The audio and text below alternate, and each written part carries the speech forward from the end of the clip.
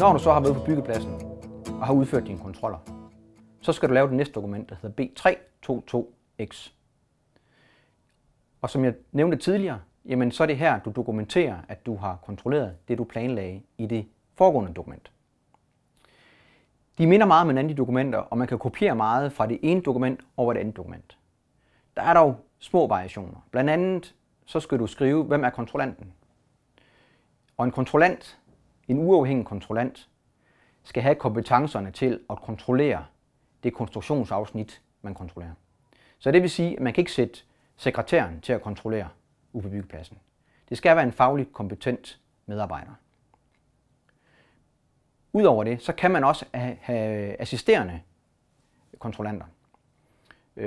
Og de skal selvfølgelig også være kompetente og have erfaring med de konstruktionsafsnit, de skal kontrollere.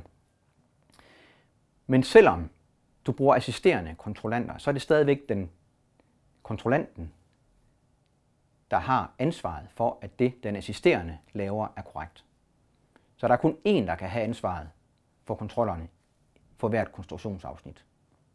Ud fra hvilket grundlag kontrollerne skal udføres, det kan man se meget godt beskrevet i informationsfolderen til DS1140. Informationsfolderen til DS1140 kan også findes inde på Byggeinfos hjemmeside, bygge.info. Gå ind under ydelser DS1140 og scroll ned til sidst på siden. Der vil man kunne klikke sig ind på den.